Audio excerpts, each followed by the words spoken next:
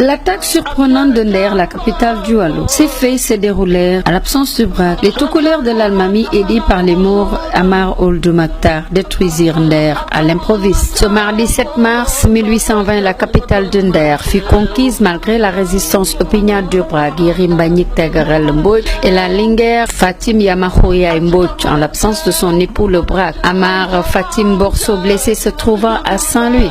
Le royaume s'est longtemps battu contre les Maures Trabza.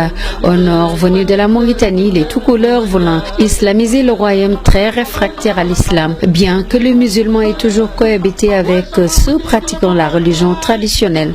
Dans le Waalo, les femmes étaient connues pour leur courage. Dans la tradition orale du Waalo sont souvent évoqués les actes de bravoure des femmes face aux ennemis du royaume. Donc, ce grand suicide collectif des femmes de Nder constitue un acte de résistance face aux Maures. En effet, ce mardi 7 mars 1820, Braque, absent de son territoire, et l'ennemi Maure en profita pour attaquer la capitale. Surpris de la forte riposte des femmes déguisées en hommes, les assaillants se replièrent. Mais les femmes crièrent victoire très tôt, et en ôtant leur turban, elles dévoilèrent leur féminité.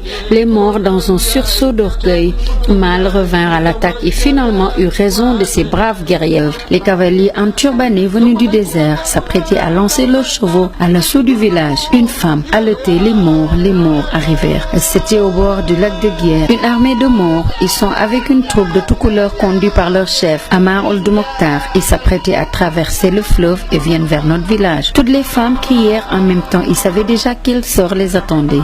Les Maures fitaient en effet de leur razzia dans le Waalo pour amener en captivité un grand nombre d'hommes, de femmes et d'enfants qu'ils revendaient comme esclaves aux riches familles d'Afrique du Nord. Nder avait déjà perdu ainsi bien des filles et des fils. En ce fameux mardi, puis elles s'entassèrent dans la vaste case. Mbarkadja ferma la porte et enflamma une torche qu'elle lança sans trembler contre un des murs des branches. Une immense brasier a jailli aussitôt à l'intérieur de la case. Les femmes enlacées serraient les unes contre les autres, entonnèrent des berceuses et des vieilles chansons. Elles continuaient à chanter pour se donner du courage. Puis peu à peu, les voix s'éteignirent brusquement. Un grand bruit dominant le crépitement des feux. C'était la charpente du toit qui s'affaissit sur les corps calcinés, et ce fut à nouveau le silence, un terrible silence qui accueillit les hommes bouleversés accourus. Hélas, trop tard, au secours du village, toutes les femmes de Nder avaient péri. La Linguère Fatim Yamakhoya Mbodj, qui avait organisé la résistance, a préféré se brûler vive avec plusieurs de ses courtisanes,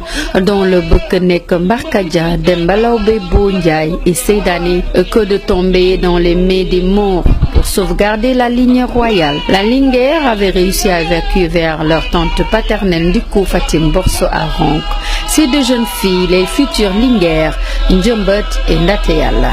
La reine du Waalo, Ndiombot Mbodj, qui a régné avant sa sœur Ndate-Yalla, s'était mariée à Dagana le 18 juin 1833 avec le roi des Maures Trabza, Mohamed El Habib, pour rétablir la paix entre le royaume du Waalo et le royaume du Trabza. Leur fils Eli Ndiombat a régné sur le Trabza entre 1878 et 1886. Waalo, notre terroir chargé d'histoire, par devoir de mémoire, nous incombe à tous ses descendants de revisiter son histoire. La Nder.